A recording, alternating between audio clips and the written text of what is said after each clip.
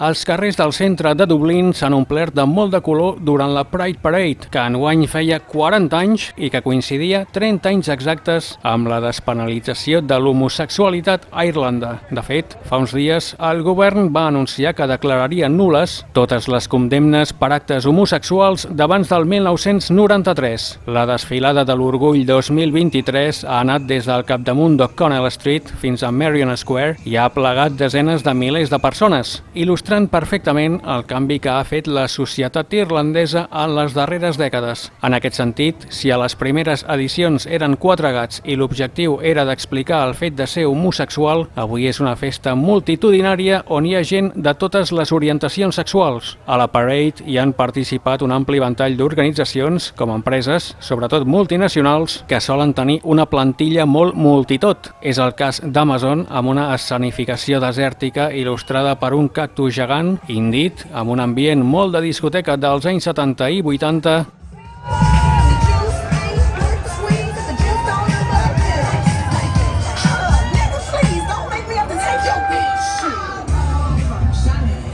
Google, City i un llarg etcètera, això sí, tots amb molt de color i movent-se al ritme de la música habitual de l'ambient LGBTI.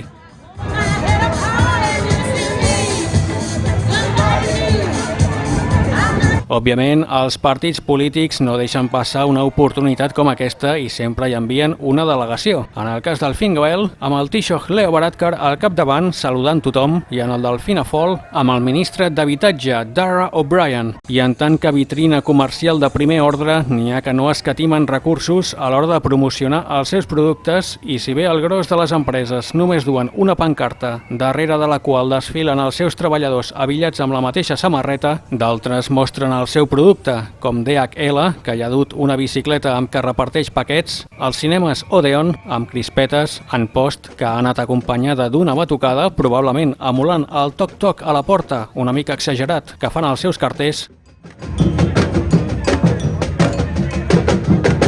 o els del Pennies, que segurament duien samarretes de 5 euros, tot i que no es veia l'etiqueta amb el preu. Tanmateix, el duel de la jornada ha estat aeri, entre Aer Lingus i Ryanair. Els de Can O'Leary hi han enviat 2 avionets que feien força gràcia, però que no tenien res a fer amb l'Airbus amb què s'han presentat els d'Aer Lingus, amb el comandant fent de DJ i la tripulació de cabina movent el cos que ni en la pitjor de totes les turbulències. If you wanna be my lover, you gotta get with my friends. Make it last forever. Friendship never ends. If you wanna be my lover, you have got. D'altra banda, si algú ha destacat a l'hora de crear un ambient de festa, aquests han estat, sens dubte, els brasilers, una comunitat cada vegada més nombrosa a l'illa i que du el ritme de la percussió al cos. Fins al punt de convertir l'habitualment gris O'Connell en una cosa molt semblant al Sambòdrom de Rio de Janeiro.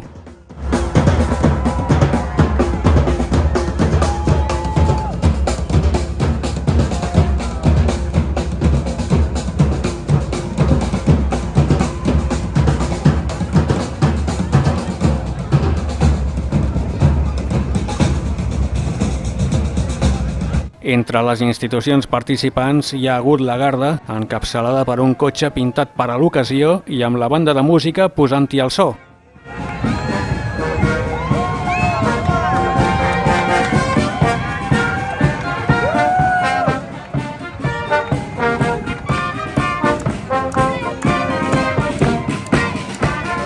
El toc més sant patricià de la jornada l'han posat els gaiters.